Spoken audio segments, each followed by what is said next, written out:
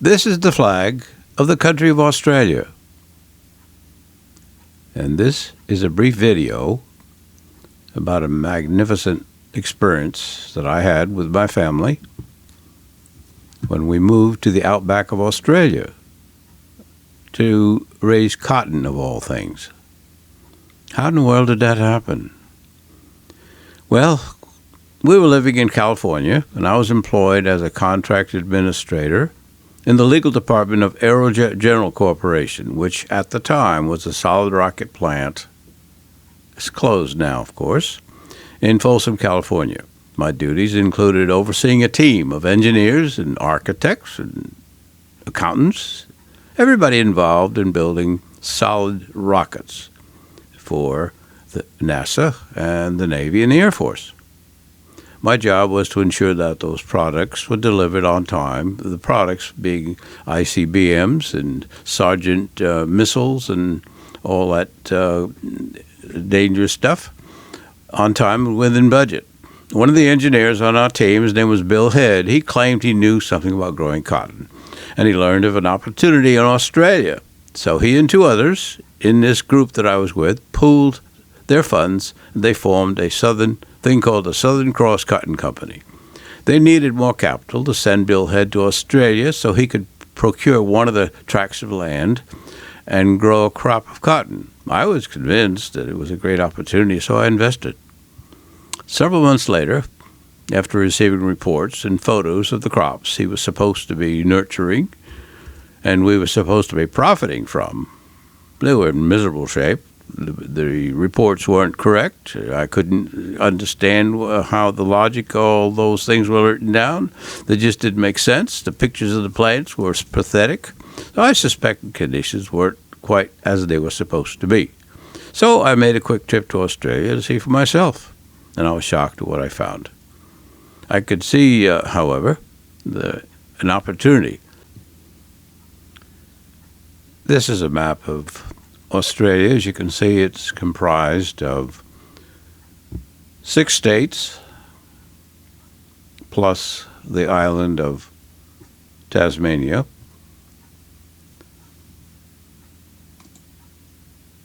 And this next shot here, now this is going to be a little bit erratic because I'm trying to work both the sound and trying to coordinate the slides at the same time, and they don't last very long. But what you see here is a picture of me, and this is why I went there. You can see the cotton there that's starting to grow and so on the plants. And this is really another shot of what we went there for, what I originally invested. But anyway, I ended up purchasing land on our own. So now let's get on with it. Here's this is a shot from the airplane that when I first arrived, you'll notice the dark spot there, one in the foreground and one in the background. The one in the background is one we need to focus on because that's the land that I took took over ownership of, that particular one, and that which we land. Now, why in this particular spot of Australia was this particular project? Well, this project was established by the Australian government. I'm going to stop the pictures here just for a second. The Australian government decided that they needed to quit importing so much cotton and grow some cotton domestically in their own country to make a better job of the balance of payments, so to speak. So anyway, they opened up this particular plot of land. Why this particular plot of land? Because it is 125 miles south of the Tropic of Capricorn, just as Bakersfield, California is 125 or so miles north of the Tropic of Cancer. Consequently, the climate was the same, very much so. And Bakersfield, they tried to emulate Bakersfield because it happens to be the greatest cotton growing area in the country. I know a lot of people in the South will object to that, but by that I mean at that time, the amount of yield, the number of bales of cotton per acre, well, it was the greatest in Bakersfield of any other place in the nation. So Australians tried to emulate that, and that's why they settled on that particular spot in St. George, of the town of St. George in the state of Queensland, which is 400 miles or so due west of the east coast of Brisbane. Yes, I didn't say Brisbane, I said Brisbane. That is correct. Now, what they did, going back to that previous picture, you saw a dam with some water. They then dug a channel, and it's about 15 feet across, 6 feet or so deep, the one that you're looking at right now. And it was dug for 10 miles from the dam. They called it a weir in Australia, but it's a dam, as far as I'm concerned, and you too probably. They dug a ditch, this gigantic ditch, for 10 miles. Okay, let's move the slides here a little bit farther. There we go. And this is the kind of land that we found when we got out there, when we discovered what was going on and found all the land. This is the land that was available to us. This is the shape it was in. Notice there's some native grasses, some trees, not a whole lot. And our job was to clear the land. Well, in some cases, we just merely had to come in and knock the trees over, like we did, as you see right here. Some of these trees, of course, were dead already. You can see that. We had to pull them aside. And in some cases, we had to notice these are dead. And here's a shot here. This particular one shows you we had to burn off a lot of the area. So we either had to burn it off, knock the trees down, use a bulldozer, which you'll see coming up right here. And yes, that is yours truly on the bulldozer, knocking this tree over. So we had to knock it over or use dynamite to blow it out. That's a story all to itself. And then the water that you just saw a moment ago, the water that was piped out, I should say trenched out with that gigantic trench for 10 miles, when it reached the edge of the farm, your particular farm, they had a wheel, just like you see right here. And this wheel turns, and it measures the amount of acre feet of water that you will consume, and it goes in a conduit under the road. And you'll see on the upper right-hand side of the picture, you'll see a ditch. Well, of course, this is way ahead of the game, but this shows you how the water was delivered to the property.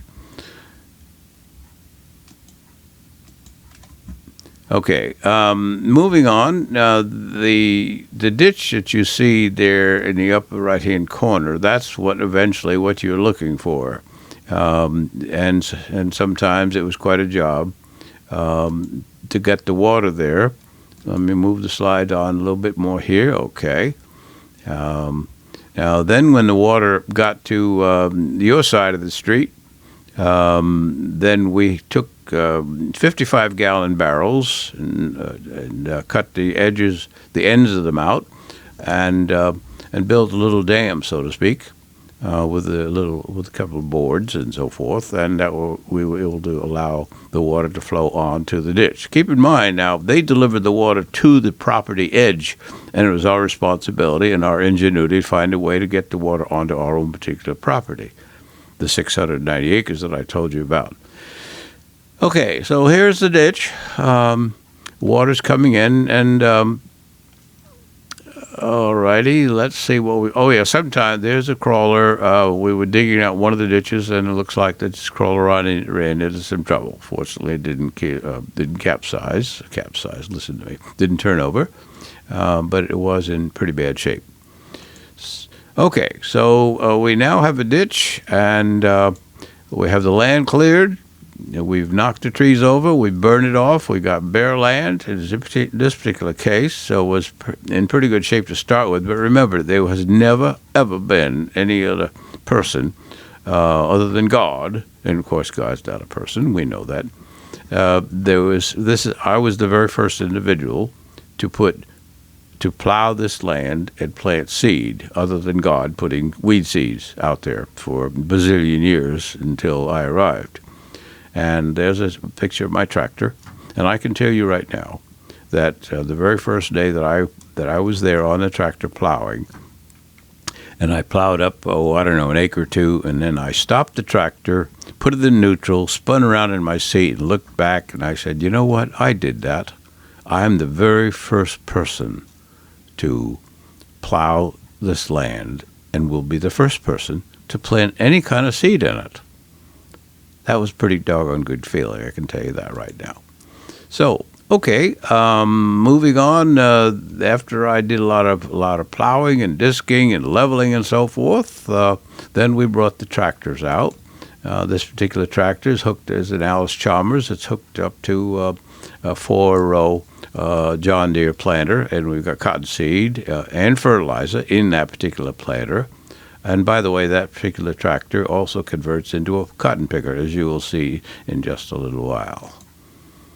Moving on, here's a shot of the rows that were planted. And those, notice in the distance, first of all, in the foreground, that's Ted Hintz, Hintz, a wonderful man, the local Australian guy. He was the only individual that we hired. He worked for us. That was all. So with this whole project, 500 acres that we put under production in 2 years' time, out of the 690, 200 acres of cotton, and some alfalfa, which you'll see here in a few minutes, and so on. Ted Hintz, he was the only employee that we had. These rows are 2,200 feet long, and the water was dumped from that ditch that you saw a few minutes ago, and they're all sloped properly. So you dump the water on the high end, and Ted was out there with his hoe making sure that the water was channeled into every one of the rows, into one of the furrows, as it's called in the agricultural world, into every one of the furrows, and the soil was such that it would permeate through the dirt itself, right into the row where it hit the seed and moistened the seed, and then, of course, with the temperature, which is probably 89, 90 degrees, maybe 100 degrees, but the humidity was very low. Consequently, it grew very, very well. Okay, let's see what else we've got here. The planters, of course, they've grown up quite a bit. There's a picture of me spraying. We had a tremendous problem with insects. Then we had to cultivate. Then we also had to spray some more. And once in a while, if we ran into trouble, here's a problem with this John Deere tractor. Apparently, I don't know what the problem was. Flat tire, whatever the case may be, but we, needless to say, we had a problem. And keep in mind that the only individual that had any kind of a workshop at all was 10 miles away in town, and the John Deere dealer was about 380 miles away in Brisbane. So you learned how to do a bunch of stuff you never knew before, like weld. Can you imagine me, those of you who know me, that I learned how to weld? I had to. Either that or I couldn't survive doing what I was doing with a broken whatever. Moving on. Okay, now, once we got the plants, got to the point where you could not get a tractor in because they were too tall, we then employed this spray plane. We actually owned that airplane. That is a Gypsy Tiger Moth DH-82. It is all fabric. Notice on the wings, the lower wings, you notice the nozzles. The nozzles would spray 4 rows onto each side of the cockpit. It was a twin cockpit airplane. The front cockpit was everything was taken out of it, all the instrumentation, the seats and everything. It was fiberglassed in, and that was a tank. And we dumped insecticide in that tank. Pilot would I didn't fly this one. I flew on one exactly like this, just different color. on a flying club that I belonged to when I was there, and I flew that. It was a lot. It was a lot of fun. I didn't fly this one. I was too happily married.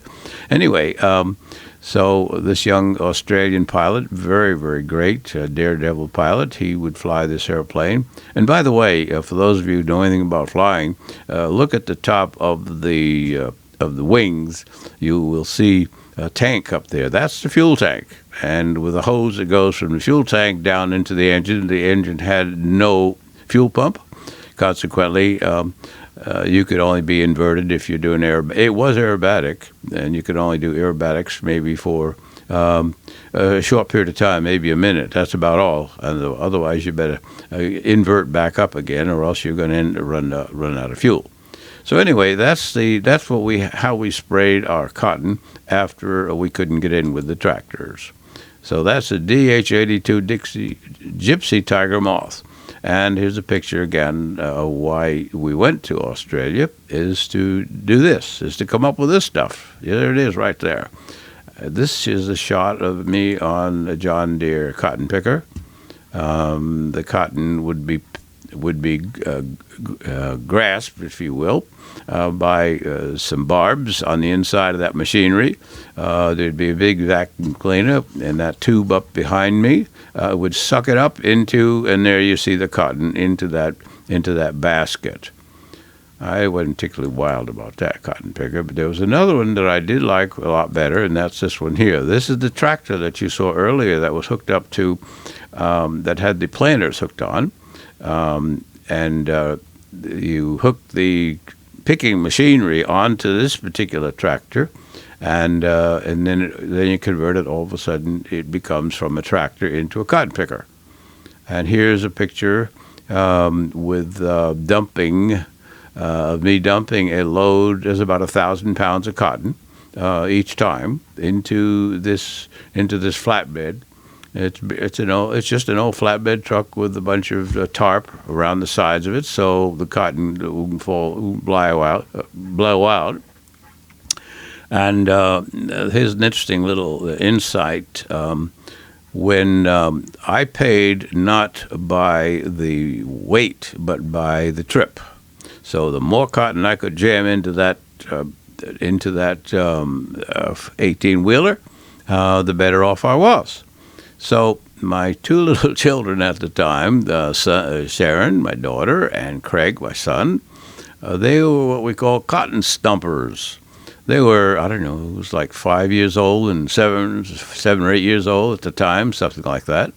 And maybe it's being mean to children, but they enjoyed it. So I would dump the cotton in it, and after about 5 dumps or so, they would get inside into that 18-wheeler and just walk around, stomp, walk around to pound it down. And if we didn't pound it down, we'd get about 10 dumps into the back of that trailer. But if they walked around on it, we could get 20 dumps in it. So as I said earlier, it was beneficial to do that simply because we paid by the trip as opposed to the load. So anyway, we got so far, we're pretty close to the end of the trail here. And then after it got loaded, after it was loaded up, the trucker would come and hook up to it and haul it off to Sydney. You'll see another one. That's an empty one waiting to be loaded. So we just and by the way, once cotton picking season started, you didn't stop. It was 24 hours a day, night and day, until you got it all picked, simply because at the time, they may have today, but at the time, if a storm came through and blew the cotton off the plant onto the ground, it was a dead loss. There was no way you could pick the cotton up and retrieve it. They may have machinery today, but back then they didn't. They didn't. It was a total loss. And furthermore, even if it was retrieved, it would be different. It would be soiled and so forth. And the magic number that we were looking for was fair to middling, 1.5 quarter-inch staple length. That was it. 1/4 inch staple length and fair to middling. That means it's, as it says, the staple of when you pull it apart, the cotton, it would be 1.25 inches long, each of the strands. That would be perfect. and it would be fair to middle, which meant it was doggone nice and beautiful white. That's what they were looking for.